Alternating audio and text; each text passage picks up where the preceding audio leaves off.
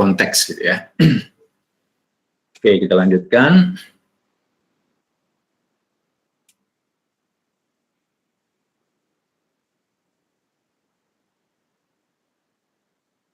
Sebentar, mana ya ini tadi ya?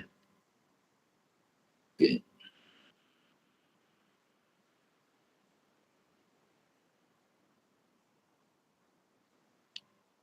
Oke, bisa lihat ini ya.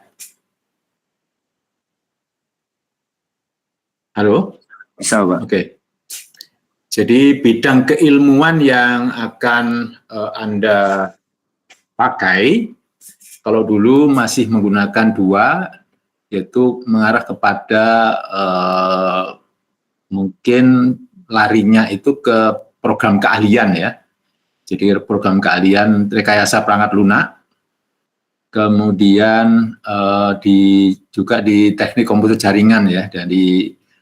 Nah sekarang ditambahkan informatika karena beberapa sekolah ternyata memberikan tugas gitu ya kepada mahasiswa yang PLP kemarin itu di bidang informatika.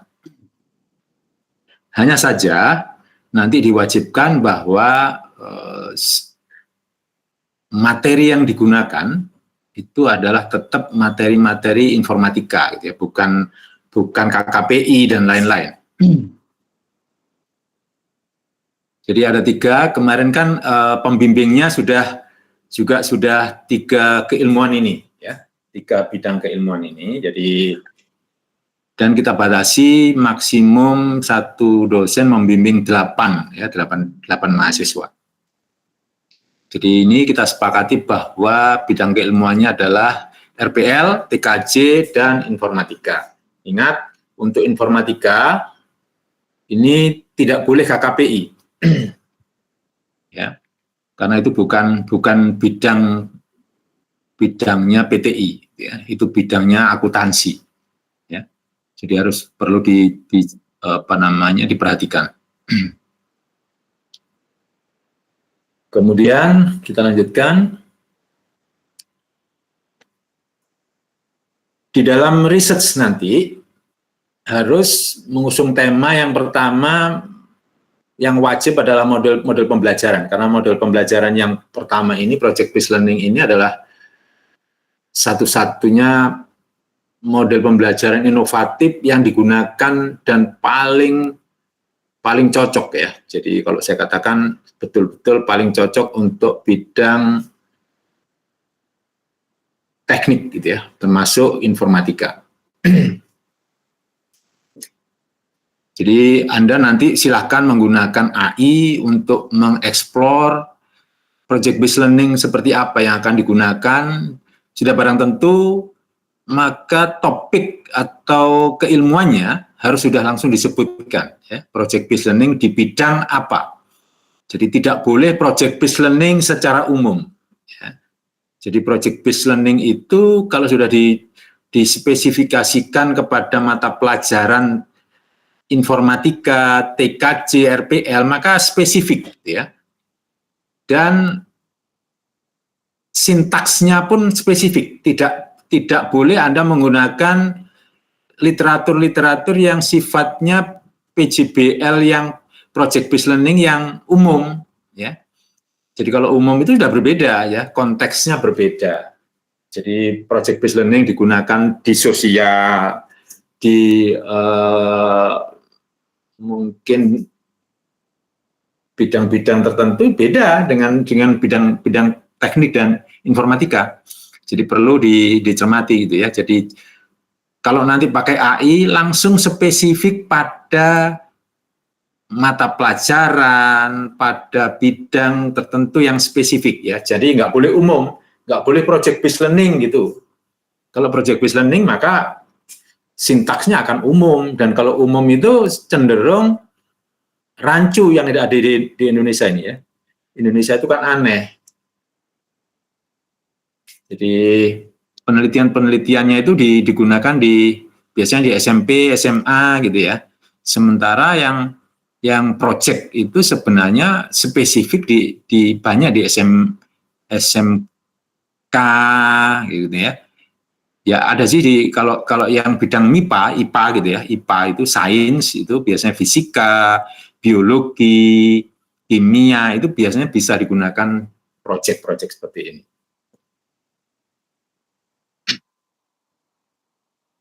Kemudian ada yang boleh problem based learning di beberapa materi. Tapi ya itu tadi ya, jadi apakah project based learning, problem based learning, maka Anda harus yang pertama itu adalah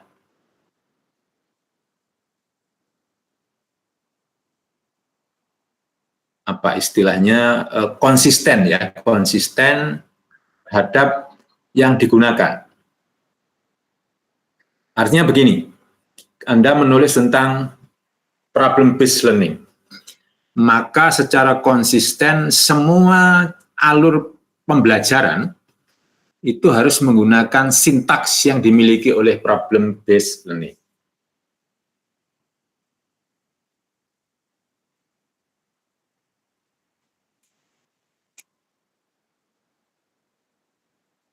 Kemudian selanjutnya adalah ada case method gitu ya. Ada metode-metode berbasis kasus gitu ya.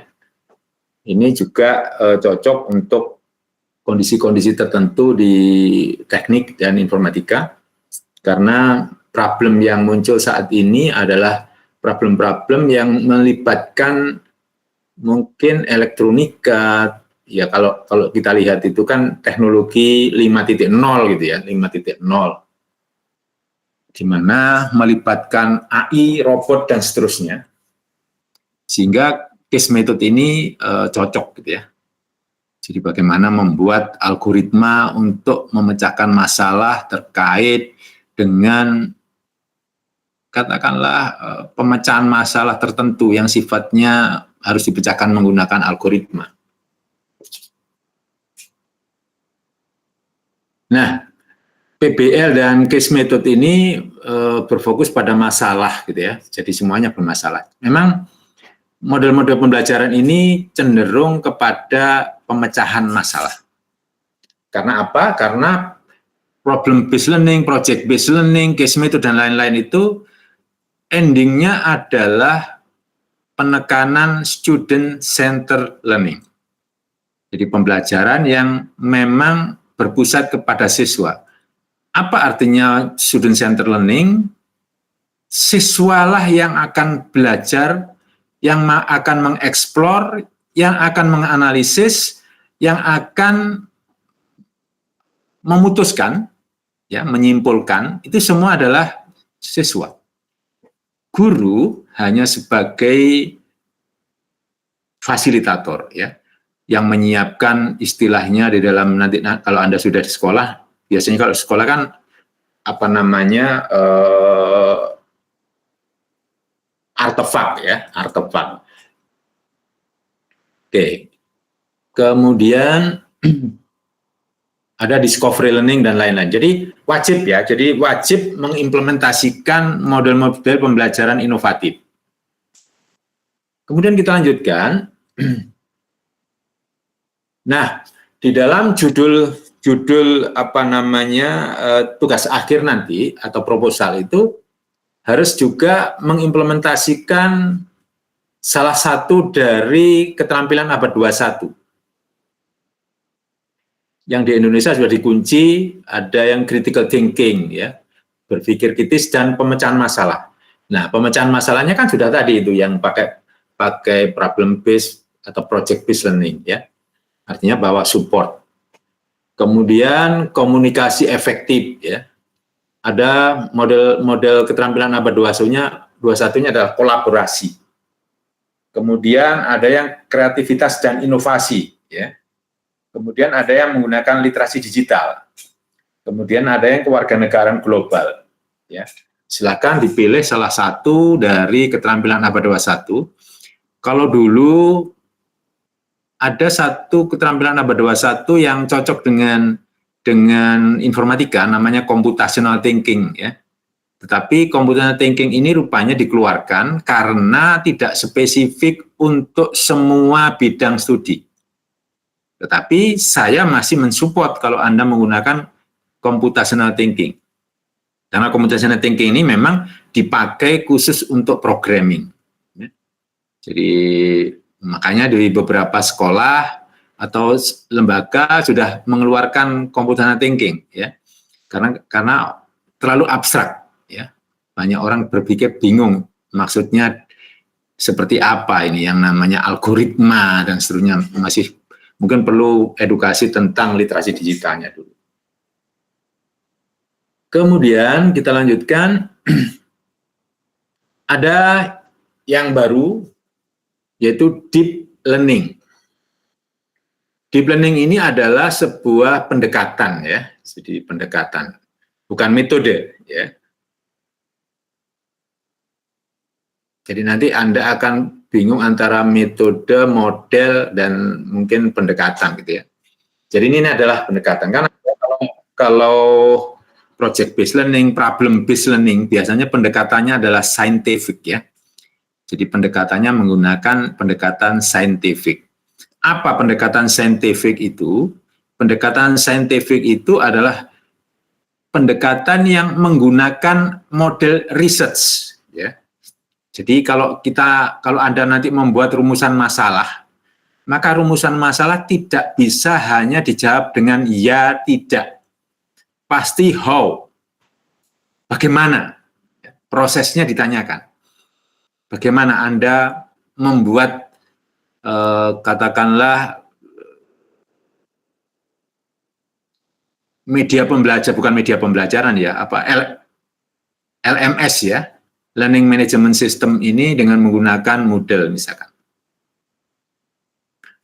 Saya masih mensupport, artinya mendukung Anda menggunakan LMS, ya, jadi bukan media pembelajaran. Tolong, kita tidak butuh media pembelajaran, kita butuh Learning Management System.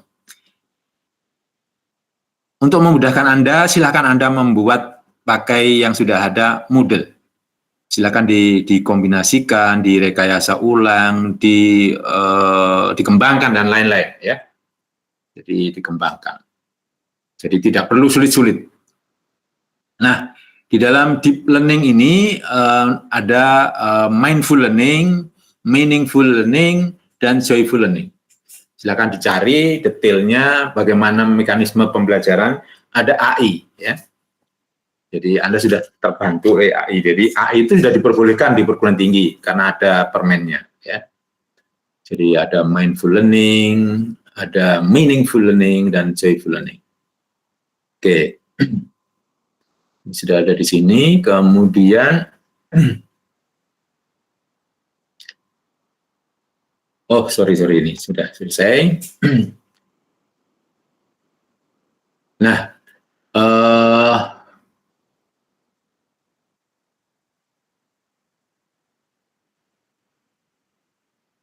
apa yang harus Anda lakukan, ya, dalam waktu dekat?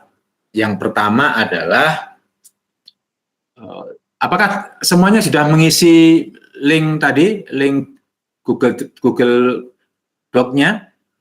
Sudah? Halo?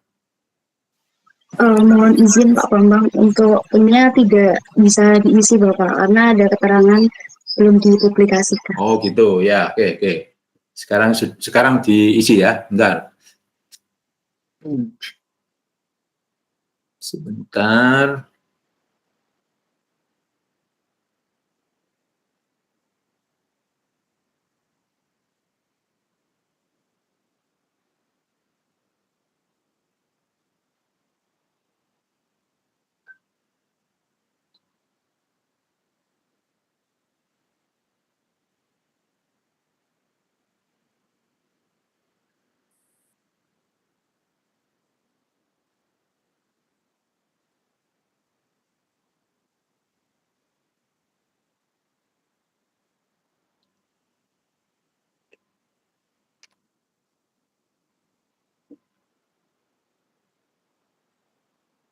Oke, nanti sebentar kita ubahnya dulu.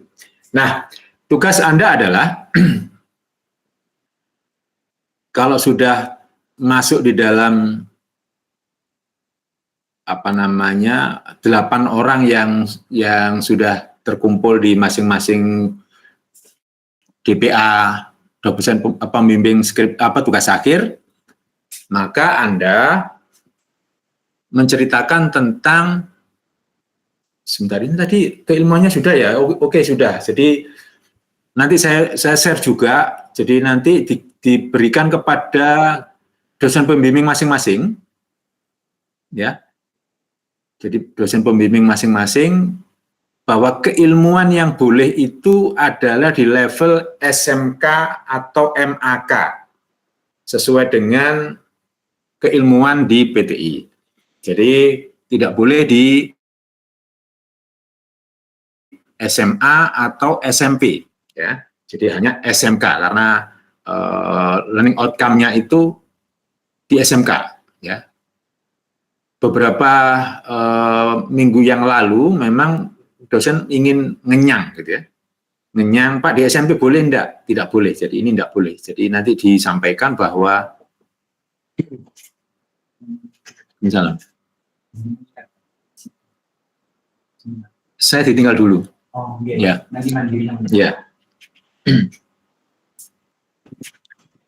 Jadi nanti disampaikan bahwa keilmuannya itu memang di jenjang pendidikannya SMK atau MAK, ya, bukan SMA atau SMP, ya, sehingga akan sesuai dengan learning outcome, ya. Jadi learning outcome dari prodi S1 PTI.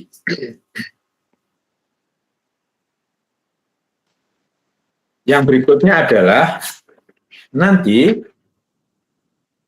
Anda masuk ke Si Pintar, yang ditulis di sana adalah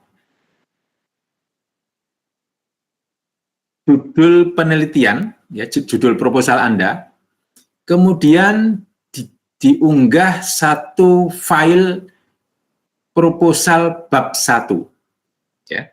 Jadi proposal bab 1. Kalau tidak ada unggahan proposal bab 1, maka tidak bisa di-approve.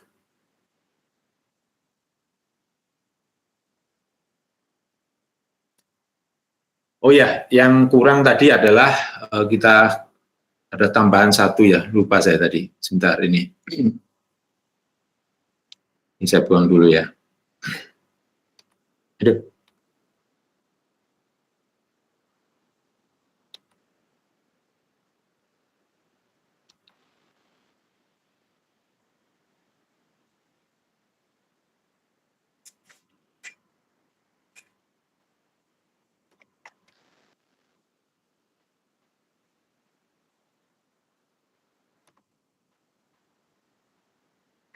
Atau pada ini aja ya, pada Si Pintar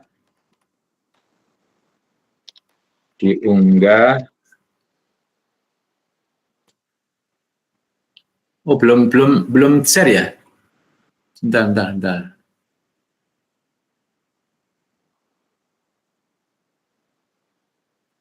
Bentar.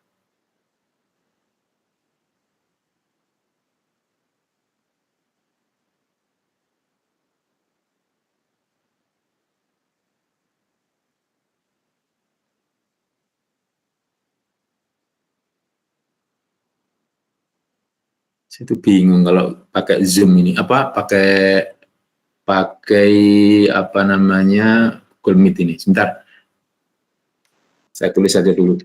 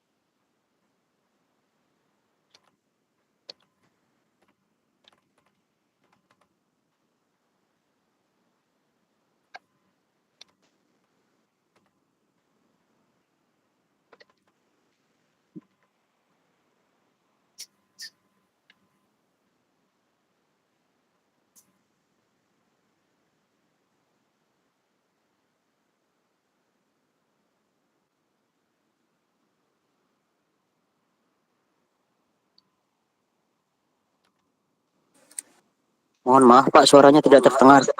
Belum Mas, tenang. Bentar, belum saya share. Bentar, saya tulis dulu.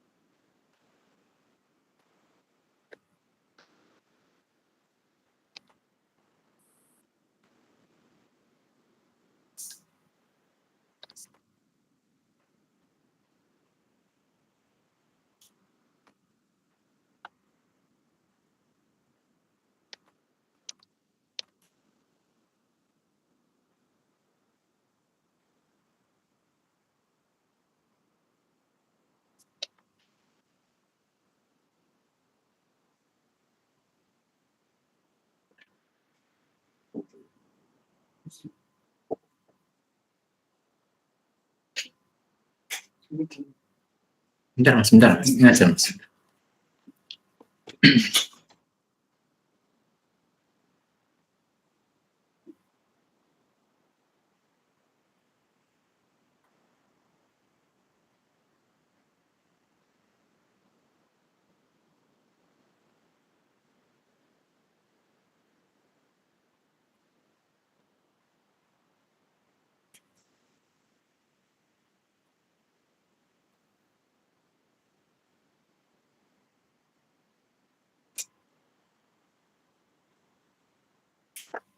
Oke ya, jadi ini adalah model yang kita gunakan. Jadi misalkan di sini, maaf, nggak bisa ya, ini harus nggak bisa interaktif ya. Coba saya langsung ke ini aja.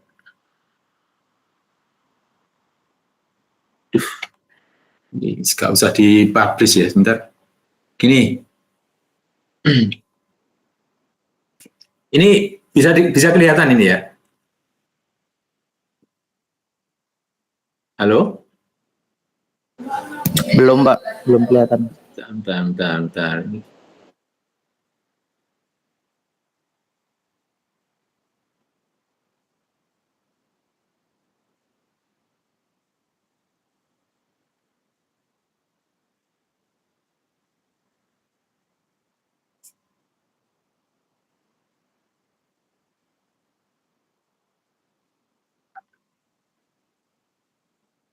Nggak bisa ya, jadi kita nggak bisa interaktif ya. Bentar, gimana caranya ya?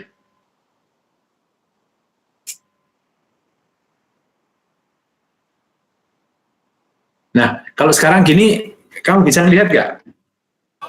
Bisa Pak. Oke. Bisa, Pak. Jadi gini, Jadi nanti topiknya modelnya begini ya. Jadi misalkan ini, misalkan pengembangan learning management system berbasis Moodle untuk meningkatkan kompetensi junior programmer, ya. Jadi ini agak panjang memang judulnya ya. Sebentar, ini repotnya terlalu panjang kita itu. Mungkin ini yang pertama, model pembelajarnya kita masukkan di sini. Jadi pakai project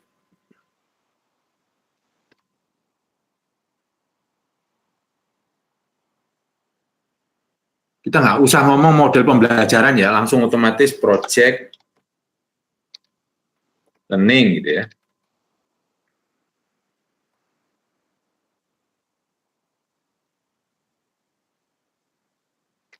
Untuk menyingkat judul ya.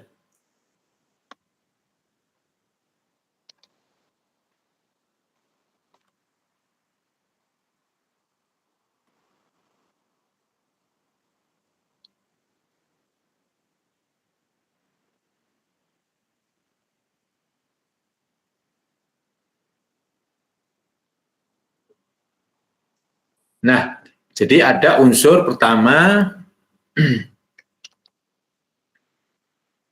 pengembangan LMS ya, berbasis Moodle. Kemudian ini adalah kompetensinya ya.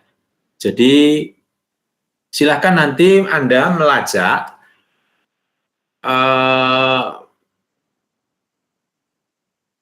di dalam LSP ya. LSP itu ada kompetensi-kompetensi yang akan diukur. Ambil satu atau biasanya nggak bisa satu atau dua elemen ya di sana. Jadi di dalam LMS itu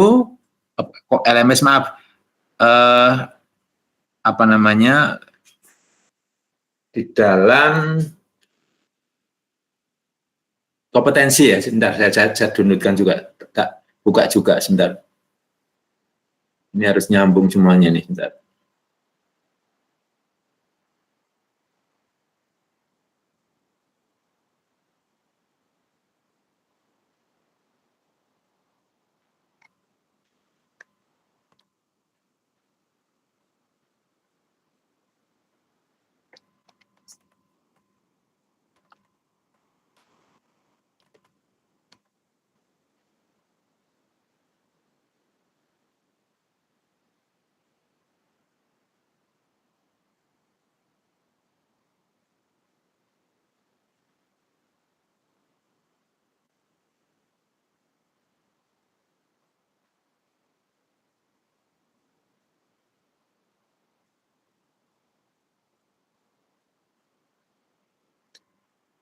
Oke, saya larikan ke LSP dulu, sebentar.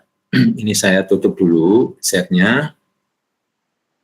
Saya masuk di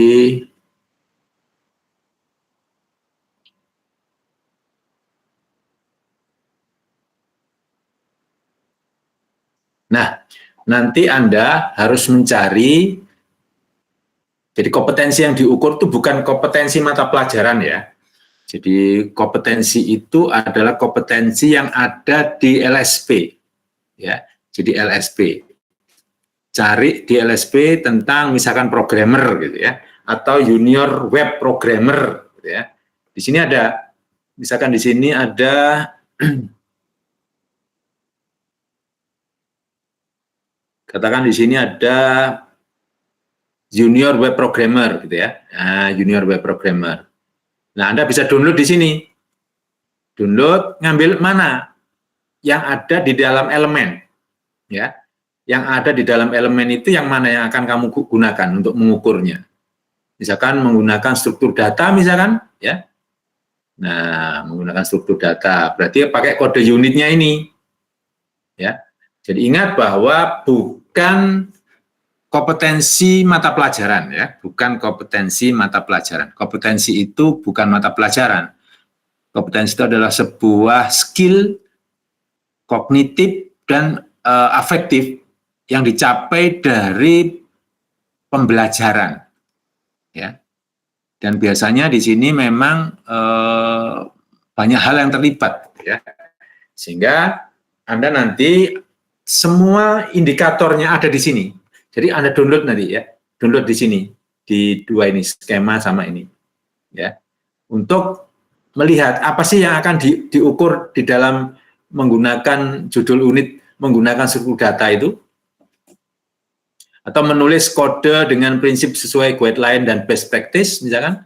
Kalau yang programmer, apa ini, ya kan, menggunakan spesifikasi program, misalkan mengimplementasikan pemrograman terstruktur, misalkan, ya. Atau ini yang J.6201000.018.02 mengimplementasikan pemrograman berorientasi objek. Jadi ini Pak yang saya pakai, ya. Silakan dipakai ini. Di dalamnya nanti kalau sudah download ada indikatornya. Indikator apa sih yang akan diukur, sehingga nanti project based learning-nya atau pretest dan post-test-nya itu mensuplai atau mensupport ini indikator yang ada di dalam J6201000.018.02. Jadi ingat bahwa kalau di SMK tidak ngomong tentang kompetensi mata pelajaran, ya, tapi kompetensinya itu harus diukur minimal ada 1 atau 2 di dalam kode unitnya ini, di dalam judul unitnya dan kode unitnya ini yang akan dipakai untuk mengukur.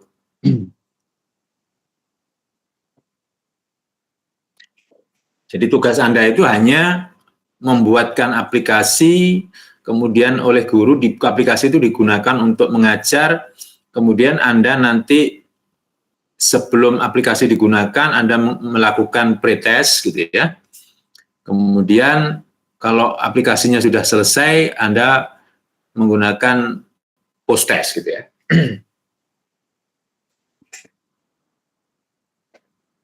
Oke, ya, jadi ini adalah kompetensi yang ada di sana tadi, ya. Kita kembali ke ini, kita tutup dulu, kita kembali ke judul tadi, ya.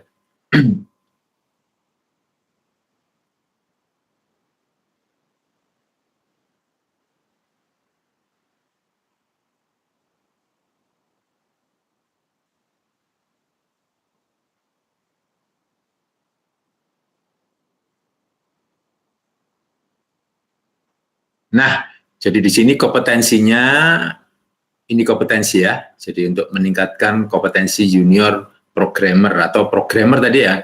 Tadi ngomong programmer, misalkan ini. Programmer. Nah, jadi meningkatkan kompetensi programmer. Atau meningkatkan, ya, programmer, ya, benar tadi.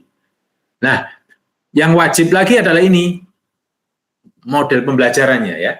Ini adalah model pembelajaran, kemudian ini adalah kompetensi yang akan diukur, kemudian ini adalah keterampilan abad 21. Ini bisa menggunakan misalkan deep learning, misalkan di sini, ya. Misalkan di sini supaya pendek menggunakan deep learning, misalkan. Nah,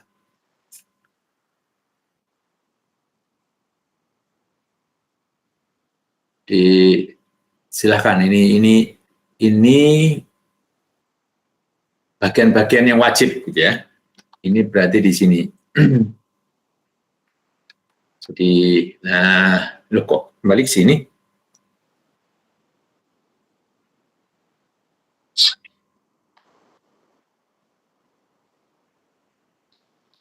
Nah, atau ini, ya. Jadi ini bisa ini adalah contoh keterampilan abad 21-nya, ya. Nah, ini ada yang mengimplementasikan, ya, mengimplementasikan critical thinking dan pemecahan masalah. Atau Anda menggunakan deep learning saja, deep learning. pada apa? Nah, ini nyambungnya dengan materi yang ada di sekolah. Harus nyambung, ya. Jadi di sekolah itu menggunakan apa? Ya. Oh, pakai Python, Pak. Ya, pakai Python, gitu kan. Nah, studi kasusnya itu terpisah ya. Jadi ini studi kasusnya terpisah. Ini tidak termasuk judul. Ini hanya studi kasus ya, studi kasus.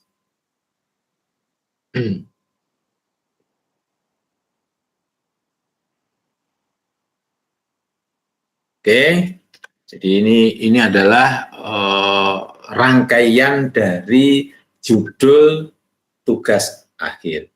Kemudian nanti di dalamnya ini yang di bab 1 itu ada rumusan masalah.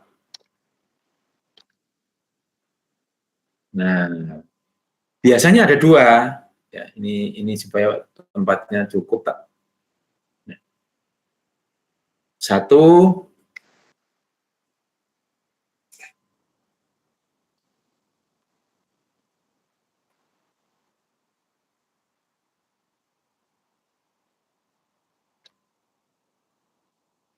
apa tadi, pengembangan ya.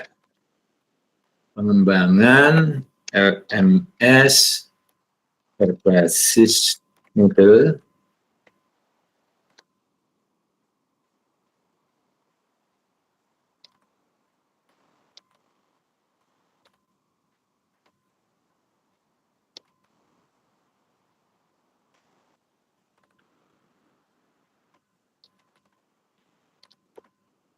DBL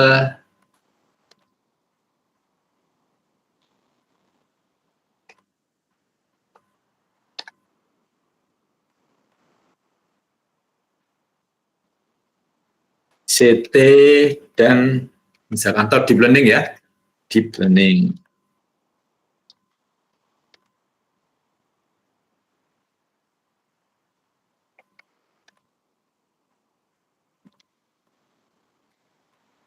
Pada elemen misalkan pemrograman ya.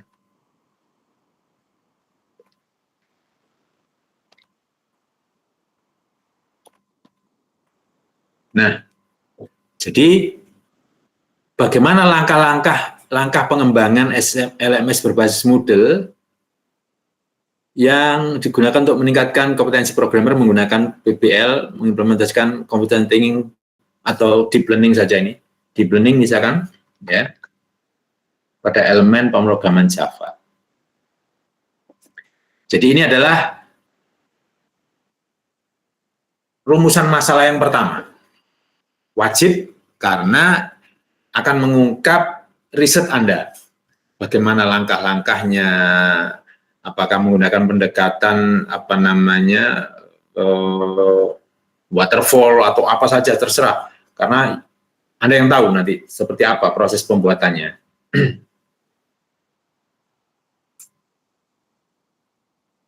Kemudian lanjutnya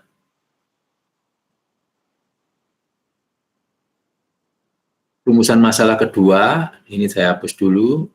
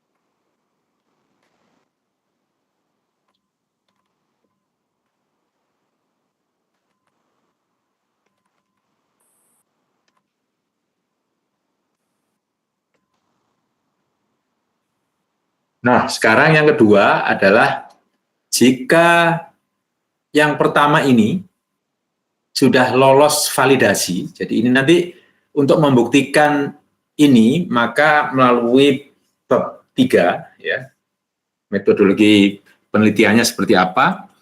Kalau ini sudah divalidasikan, ya, Anda mungkin nanti diuji secara black box dan white box misalkan, ya, dijelaskan semua sampai sudah diterima. Kemudian ada divalidasikan kepada dosen atau pakar. Kalau sudah valid, maka aplikasi Anda baru boleh digunakan untuk meneliti. Ya, baru boleh digunakan untuk meneliti. Jadi hasil penelitian itu nanti akan dianalisis. Ya, jadi ini bisa begini, bisa analisis atau apa ya. Ininya pokoknya ini adalah menjawab tentang research-nya. Jadi kalau tadi sudah selesai ini, yang sudah dibuat ini, itu diuji coba dengan kondisi real di lapangan. Ya. Kalau di sini tadi masih black box dan white box, di yang kedua ini sudah menggunakan data. Jadi ada audiensnya yang real. Ya.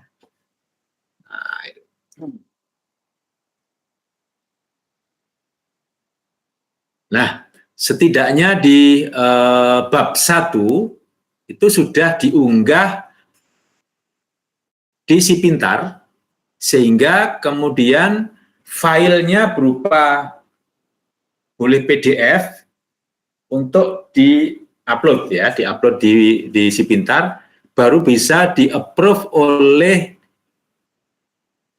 dosen pembimbing TA.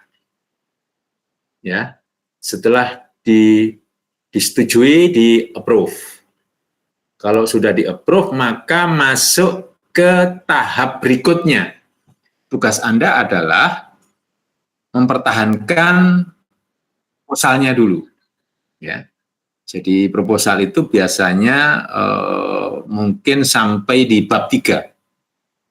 Ya, sampai bab 3.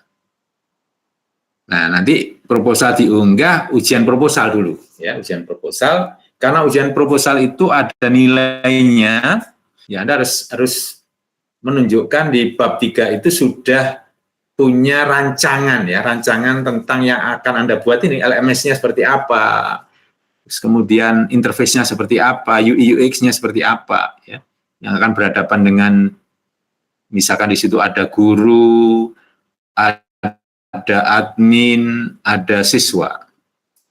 Ya. Oke, nanti ini saya kirim.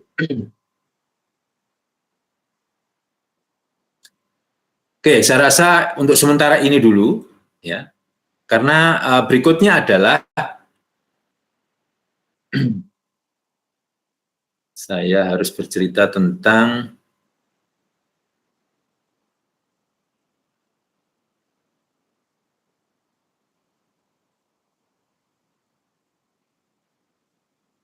sebentar.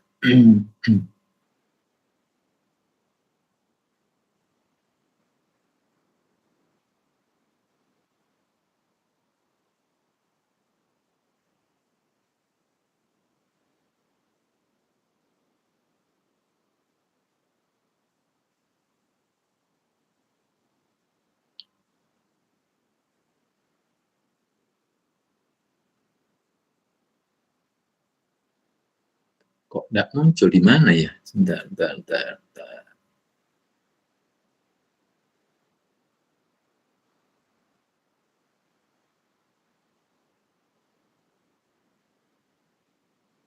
Loh, beda mana? Loh, kok aneh ya?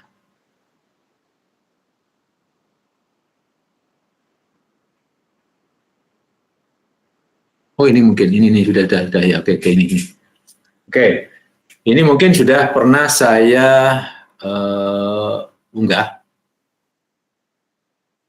Oke, jadi nanti ada sebuah percepatan, ya, percepatan. Dan ini harus dikonsultasikan dengan pembimbing. terkait dengan SE Rektor, Surat Edaran Rektor UNESA nomor B97017 UN 38 HK 0101 2025.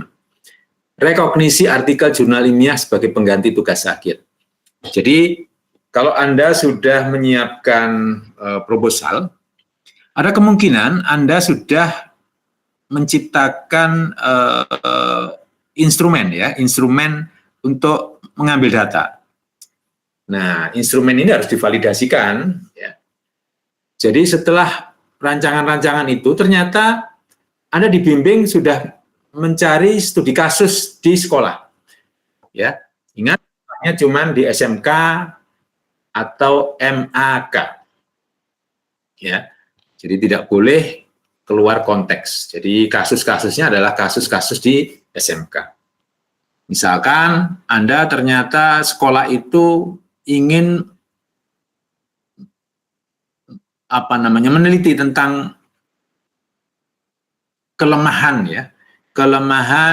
pembelajaran di sekolah. Maka Anda boleh minta bimbingan ke sekolah apa yang harus diteliti, ya. Harus diteliti apa. Kemudian berkonsultasi dengan pembimbing, kemudian Anda bisa membuat instrumen dulu ya, instrumen. Jadi nanti dibimbing oleh sekolah dan dosen pembimbing. Mungkin Anda akan menciptakan sebuah instrumen untuk mengambil data yang melibatkan tentang riset di sekolah. Ya. Nah, jika memang ini data bisa diolah, kemudian memang yang diteliti adalah problem-problem yang ada di SMK, ya, terutama SMK Informatika, kemudian TKJ dan RPL, Anda akan dibimbing oleh dosen pembimbing, terus kemudian membuat artikel, ya. Nah, kalau artikelnya terbit, nah ini aturannya. Jadi ini aturannya kalau artikelnya terbit. Untuk S1, ya, mahasiswa harus menjadi penulis pertama dalam artikel yang terbit di jurnal ilmiah terakreditasi minimal Sinta 4. Ya, minimal Sinta 4. Jadi ini nanti kalau Sinta 4 sudah Anda gugur kewajiban membuat tugas akhir. Jadi Sinta 4 ini menjadi pengganti tugas akhir Anda. Kemudian, artikel harus diterbitkan oleh lembaga yang memenuhi standar akreditasi serta etika publikasi ilmiah. Jadi nanti akan dipandu oleh dosen pembimbing, ya. Jadi Sinta 4 di perguruan tinggi mana saja ya, yang eligible istilahnya ya, yang memang diakui secara nasional. Minimal Sinta 4. Kemudian artikel harus relevan dengan bidang ilmu program studi. Jadi itu tadi yang saya kunci, bahwa kalau Anda orang TKJ ya harus risetnya TKJ.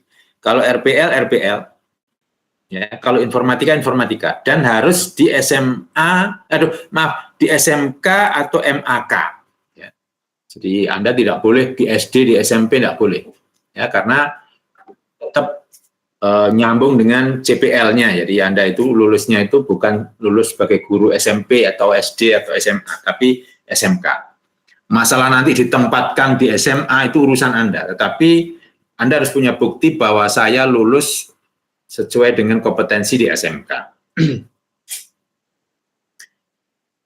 Ya, artikel harus relevan ya dengan bidang ilmu program studi dan mencantumkan dosen pembimbing penulis artikel ilmiah sebagai penulis pendamping. Ya, wajib ya. Kemudian mahasiswa wajib menempuh mata kuliah proposal tugas akhir, ya itu tadi kan. Sekarang kan Anda sudah memprogram proposal tugas akhir. Tetapi tidak muncul, Pak. Iya, harus melalui aktivitas si pintar.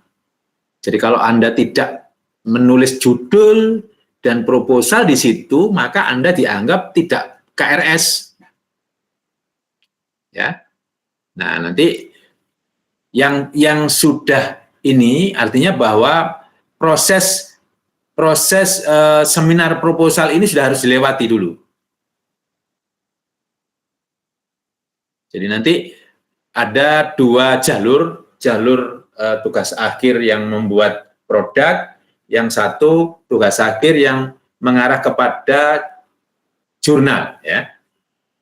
Jadi harus disepakati dulu, ya. Tidak tiba-tiba di tengah ganti saya Pak, ya. Silakan, nanti di dalam judul itu sudah ngomong tentang artikel, maka harus dicermati judul itu apakah benar keilmuannya, kemudian jenjang pendidikannya yang akan dipakai itu, sampling itu benar-benar di SMK atau MA dan seterusnya. Nah, lebih baik gitu ya, lebih baik. Jadi ini kan tadi diterima gitu ya, tapi masih ujian, ya. Ketentuan penilaian dan ujian, ya. Mahasiswa dengan artikel yang terbit di jurnal minimal Sinta 2 atau jurnal internasional bereputasi, ya, memperoleh nilai A, otomatis dapat A kalau jurnalnya adalah Sinta 2. Tadi kan minimal Sinta 4, ya. Kalau Sinta 4 masih diuji. Jadi masih diuji, ya. Tetapi kalau sudah Sinta 2, maka nilaimu otomatis A dan tidak perlu mengikuti ujian tugas akhir. Nah, ini tadi kalau Anda masih menggunakan Sinta 4 atau Sinta 3, mahasiswa dengan artikel yang telah terbit di Jurnal Nasional Minimal Sinta 4 tetap wajib mengikuti ujian tugas akhir. Ya. Nah, ini ada pilihan, kalau pingin gak mengikuti ujian tugas akhir, ya dipublish di Sinta 2. Sinta 3 bagaimana? Ya masih ujian. Ini kan minimal 4. 3 masih belum 2. Kalau 2 baru bebas. Nilainya otomatis A. Ya. Jadi ini yang akan memberi percepatan pada Anda. Saya tidak menyulitkan, tidak mempersulit Anda, silahkan kalau Anda mau yang jalur rekognisi ini dengan menggunakan jurnal, ya, melalui Sinta, ya kalau paling baik sih Sinta 2 ya, Sinta 2, karena Sinta 3 dan 4 masih harus ujian. Anda masih harus ujian dan belum tentu A. Nah, itu ya. Nah, jadi silakan, ini mekanisme yang harus Anda pilih, ya. Saya rasa cukup itu, ya. Nah, sekarang sessionnya adalah mungkin ada tanya jawab, ya, supaya Anda tidak simpang siur. Oke, jadi ini saya tutup dulu sharingnya. Nah, ada pertanyaan, silakan. Oke, yang pertama ini Nelani Safatia. Silakan Nelani. Baik Pak Bambang, sebelumnya terima kasih. Izin bertanya Pak Bambang terkait dengan model pembelajaran di setiap mahasiswa angkatan 2022 itu dibebaskan memilih PJBL, PBL, dan selanjutnya, atau dalam satu angkatan itu harus dengan model pembelajaran yang sama ya Pak? Terima kasih. Jadi suruh milih tadi kan, milih ada deep learning, ada project based learning, ada problem based learning, monggo silakan. Ya. Jadi tidak harus sama semua, tidak. Jadi tergantung dari, kan ada beberapa kurikulum yang sekarang sedang diimplementasikan. Misalkan di sekolah-sekolah tertentu ternyata menggunakan istilahnya bukan P3 ya, atau P2, profil Pancasila misalkan, bukan profil Pancasila, tapi sudah 8 lulusan ya, profil lulusan. 8 profil lulusan. Nah, kalau 8 profil lulusan berarti Anda harus konsisten di situ. Yang akan diukur adalah pasti ada hubungannya dengan pendekatan mindful learning, ya, kemudian pakai deep learning itu, ya.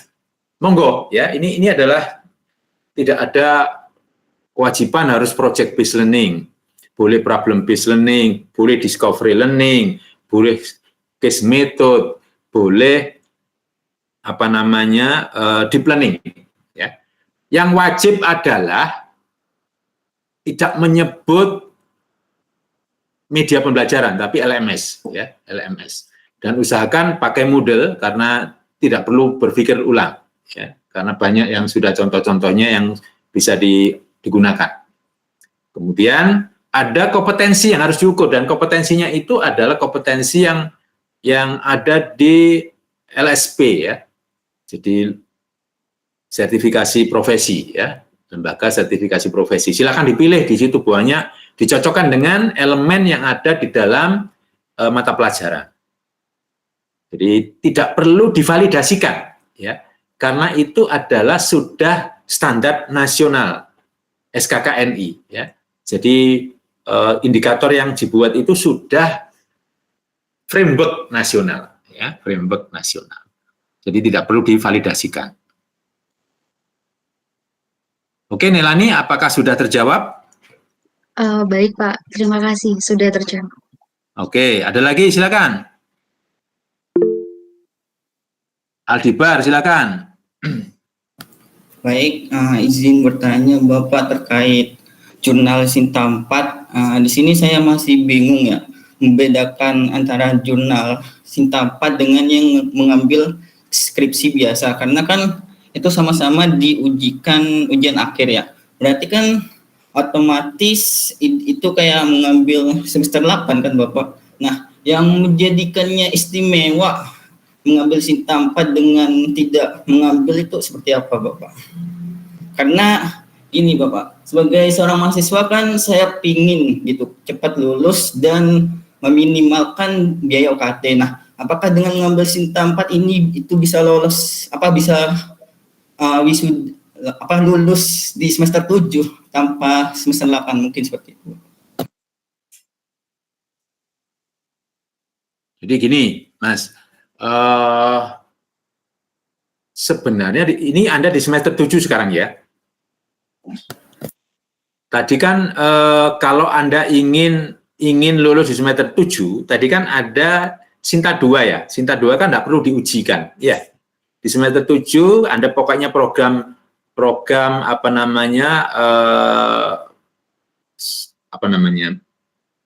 ya, proposal tugas akhir, kemudian menyusun jurnal, terus kemudian di Sinta 2 misalkan, maka Anda sudah lulus di semester 7. Tidak perlu program tugas akhir.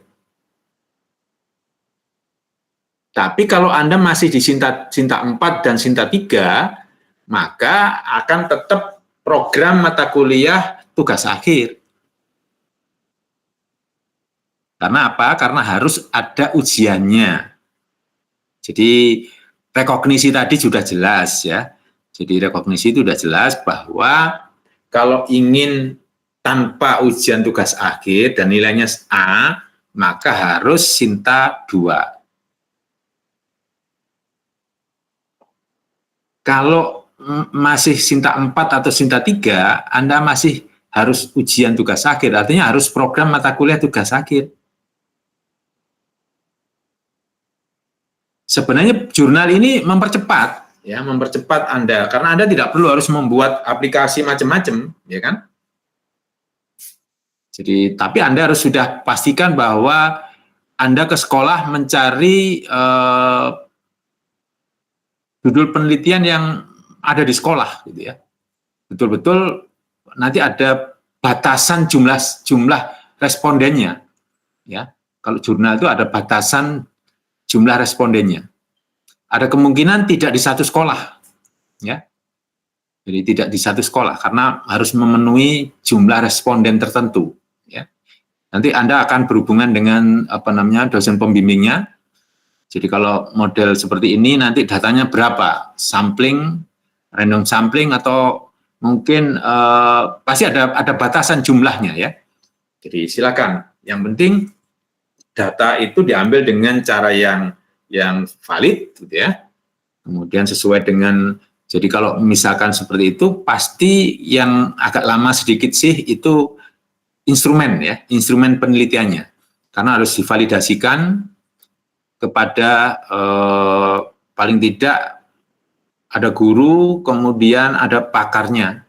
Ya. Di sini ada yang mungkin bergelar doktor gitu ya, untuk menguji apakah instrumen saya valid untuk mengambil data. Karena urusannya instrumen itu wajib kalau di S2 dan S3 itu ada FGD namanya, Focus Group Discussion. Jadi harus mengundang pakar dari luar, kemudian meneliti tentang mengevaluasi tentang instrumen yang dibuat. Ya, misalkan kalau instrumennya adalah sebuah soal berpilihan ganda, maka harus dicek dulu, ya, tingkat bahasanya, kemudian apakah taksonomi belumnya sesuai. Jadi kalau misalkan di SMK itu mestinya adalah C456 gitu ya, high order thinking skill. Jadi sudah nggak boleh pakai yang medium atau low ya. Nah, jadi harus ada validator yang betul-betul, karena apa? Karena akan dipakai untuk meneliti dan sifatnya itu untuk mengenerate. Misalkan Anda ingin menunjukkan bahwa kelemahan sekolah-sekolah SMK di bidang model pembelajarannya misalkan, ya, maka harus dicoba di beberapa sekolah. Misalkan kalau mewakili di Surabaya ya berarti kan harus ada sampling beberapa SMK di Surabaya, ya. Jadi misalkan ada katakanlah di SMK Negeri 1, SMK Negeri 2, SMK Negeri 3, SMK Negeri 10 dan seterusnya yang memiliki misalkan rumpun yang sama, ya, memiliki rumpun yang sama. Nah, itu bedanya karena itu ada urusannya dengan sampel, ya. Jadi beda dengan kalau yang Anda nanti membuat modul, beda, ya, modul pembelajaran menggunakan LMS itu berbeda. Cukup 2 kelas atau 1 kelas cukup, ya. Tapi kalau sudah research itu beda, ada batas minimal, ya. Jadi berapa jumlah siswanya di situ diambil persentasenya sekian, berarti nanti random sampling yang diambil sekian orang, ya. Sementara misalkan kalau mintanya misalkan 200 responden, artinya kan masing-masing sekolah harus berapa orang supaya mencapai 200 responden itu. Anda sudah dijelaskan itu kayaknya oleh, kalau nggak Prof Eko, ya Bu Yeni gitu ya. Bagaimana mengambil sampling dari penelitian yang akan mengenerate di Surabaya gitu ya. Jadi bahwa ini adalah bukti katakanlah hasil dari penelitian terkait dengan peran dari katakanlah project based learning atau problem based learning yang digunakan di beberapa sekolah di Surabaya. Mungkin itu Mas Abdibar ya. Sudah bisa menjawab pertanyaan? Baik Bapak, sudah, terima kasih. Ya, ada lagi silakan. Oke, Raka Tegar, mana Raka Tegar? Ya, silakan Raka. Izin bertanya untuk memastikan. Ya, silakan. Izin bertanya untuk memastikan terkait alur kita mengajukan judul dan sebagainya di sekitar Bapak. Jadi ya, nanti kita menyiapkan judul, lalu mengunggah dokumen sesuai yang tadi diarahkan, baru di-ACC oleh Kaprodi, baru kita bimbingan dengan dosen pembimbing, atau selama kita menyusun tersebut harus bimbingan terlebih dahulu ya Pak, baru kita mengajukannya ke sekitar. Jadi nanti gini Mas, jadi Anda bukan nulis dulu, Anda harus ke pembimbing dulu. Jadi ke pembimbing dulu, apakah unsur judul proposalnya itu benar, kemudian istilahnya yang akan diminta adalah bab satunya, silakan ditulis juga, akan dibaca oleh dosen pembimbing. Karena yang paling penting adalah judul, kemudian latar belakang, dan rumusan masalah. Karena itu adalah satu link yang nyambung. Ya. Jadi itulah link yang nyambung. Jadi kalau judul seperti apa, itu latar belakangnya apa kok kamu mengambil judul itu? Ya. Jadi terus teori dasarnya apa? Ya, referensi apa yang bercerita tentang hubungan antara latar belakang dengan judulmu? Kemudian kalau judulnya itu sudah benar, maka nanti yang paling penting adalah rumusan masalahnya. Karena rumusan masalah itu adalah riset yang akan Anda lakukan. Ya, riset yang akan Anda lakukan itu ada di rumusan masalah. Kalau sudah ngomong bagaimana langkah-langkah, ya kan, membangun LMS yang isinya akan menguji kompetensi programmer, kemudian dengan model katakanlah deep learning, gitu ya, pada SMK misalkan ya. Nah, maka harus runtut bahwa apa yang Anda teliti itu benar cara menelitinya di dalam metode penelitiannya. Ya. Jadi kemudian setelah mekanismenya rumusan masalah yang pertama itu selesai, sudah divalidasi dan benar, baru dipakai untuk menguji coba dengan data real di lapangan. Ya. Nah, jadi ini nanti akan dibimbing oleh dosen pembimbing tugas akhir, ya. Jadi meneliti itu tidak seenak EDW, ada tahapan yang harus dilalui, ya. Dan itu yang paling banyak ditanyakan di dalam ujian proposal, ya. Jadi masih ditanya, mesti coba latar belakangnya kok nggak cocok dengan judulnya.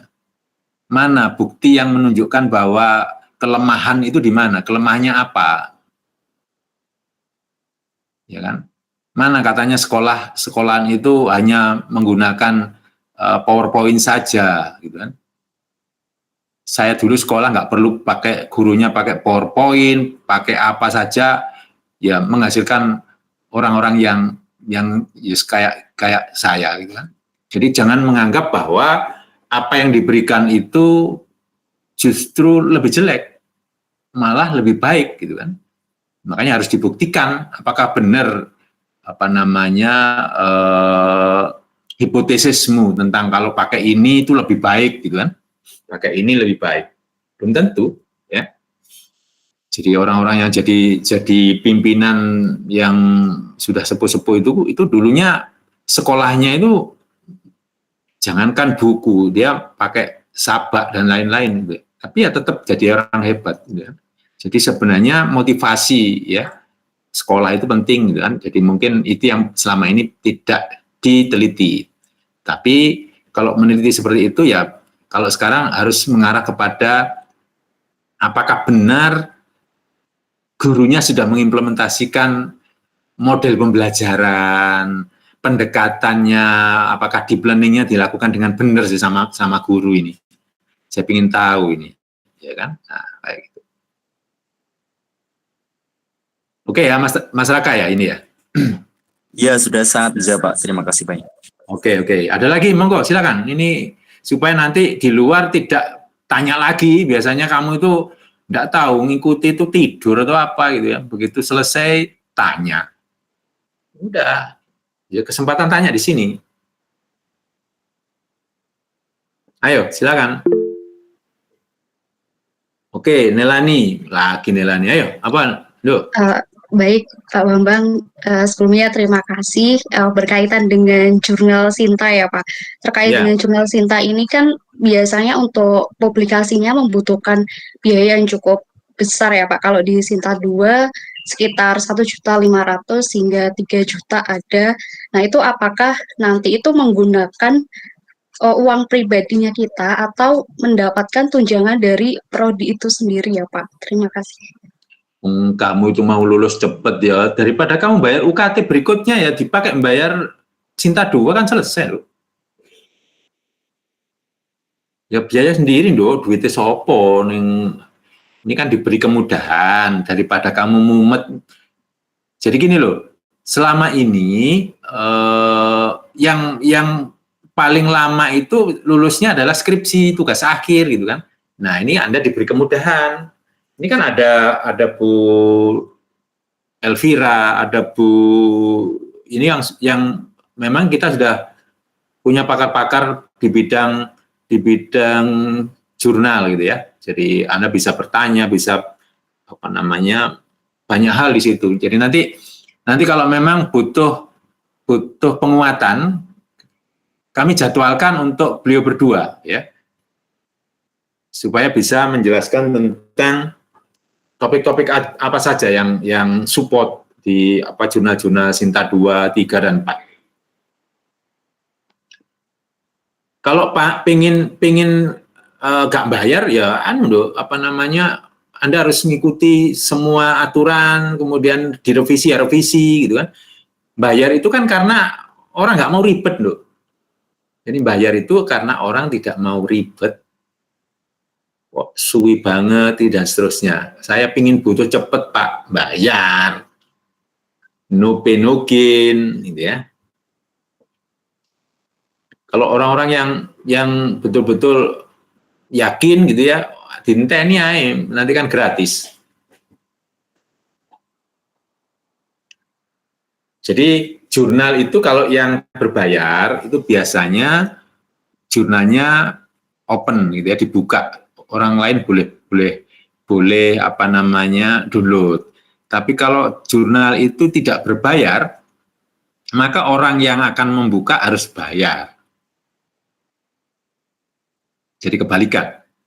Jadi kalau yang jurnalnya itu berbayar ya, jadi Anda misalkan ingin cepat publish, bayar gitu kan. Nah, berarti nanti jurnalnya itu boleh di-download orang lain karena sudah biaya operasionalnya, biaya administrasinya sudah dibayar oleh yang mengusulkan, ya kan? Tetapi kalau Anda bersikuku untuk selalu mengikuti review sampai selesai, ya memang agak panjang, itu nanti bisa gratis. Ya. Nah, jurnalnya nanti tidak bisa gratis. Begitu dipublish, orang yang mau buka harus berbayar.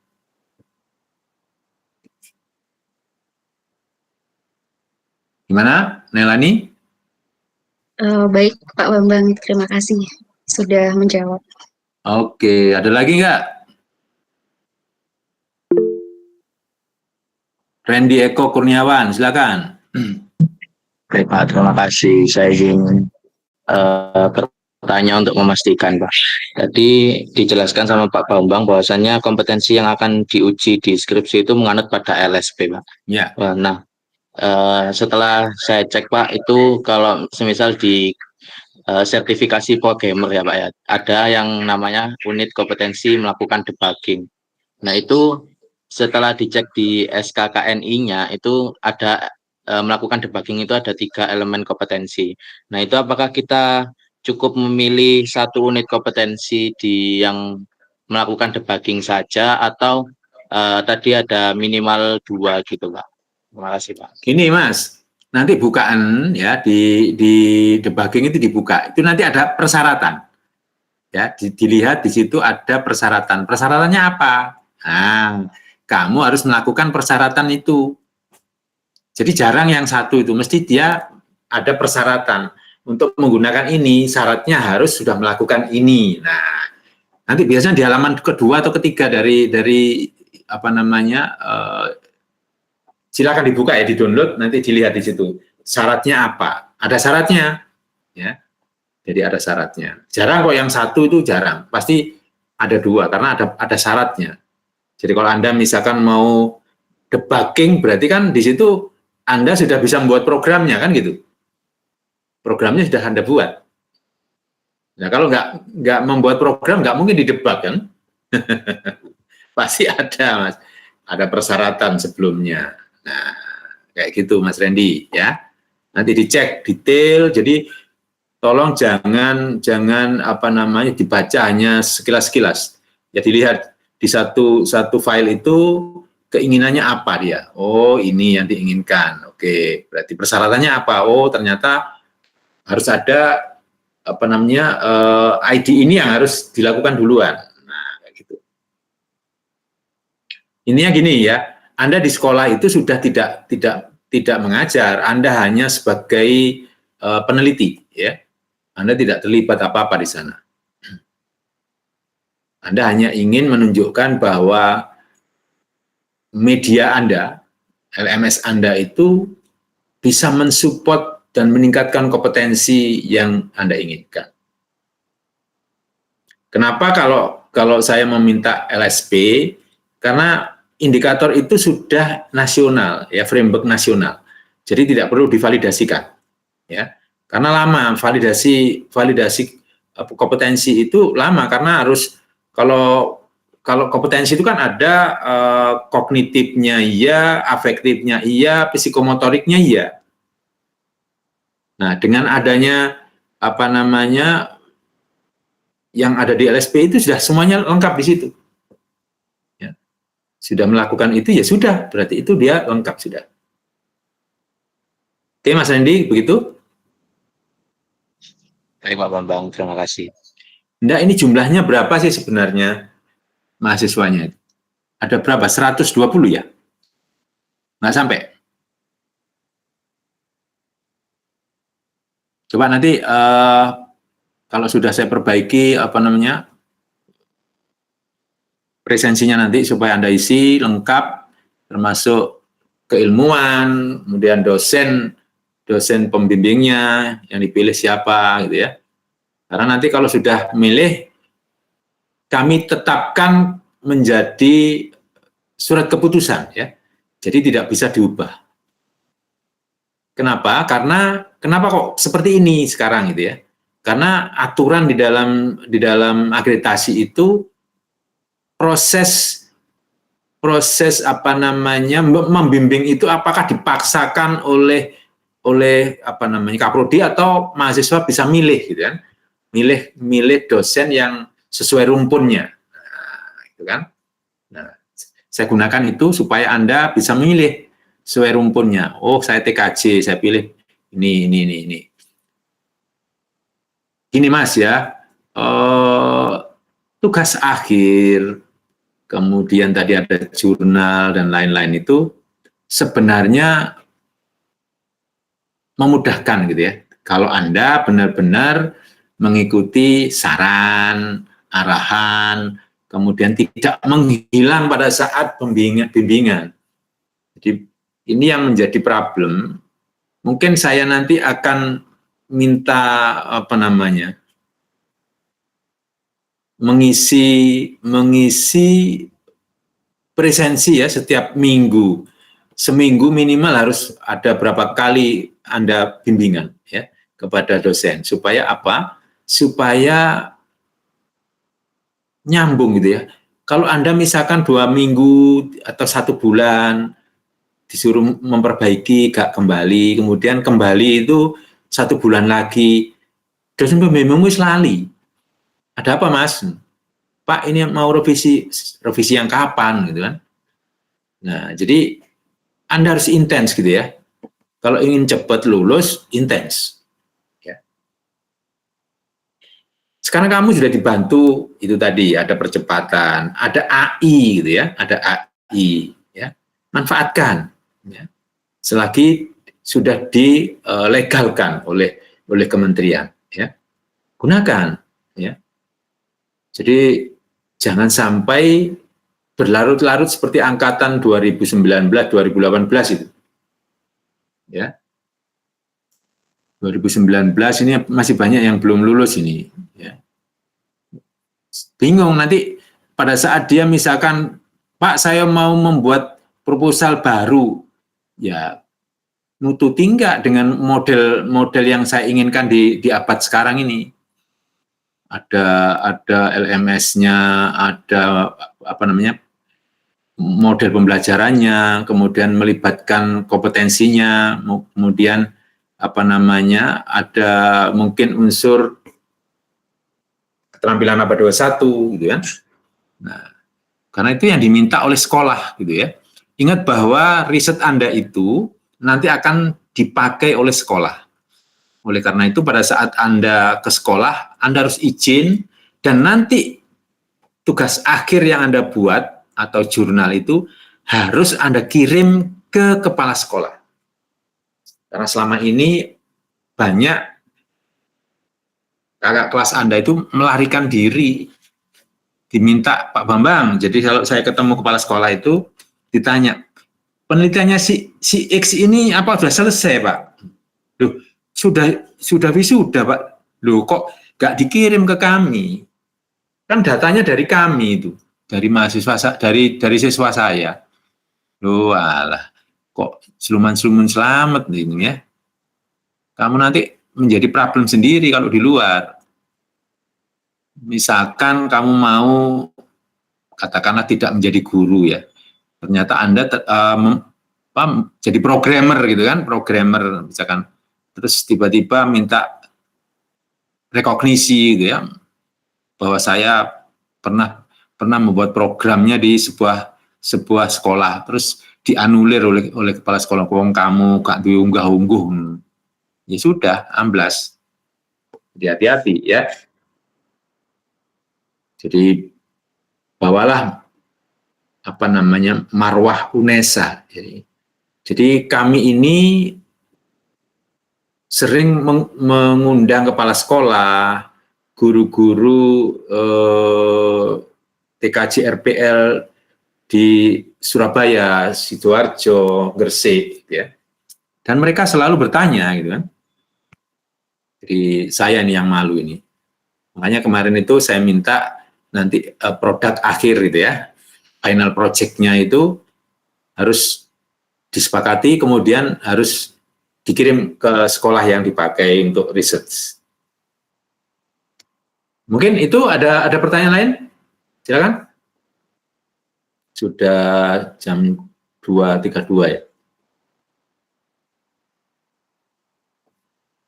Oke, sudah nggak ada ya. Nah, silakan.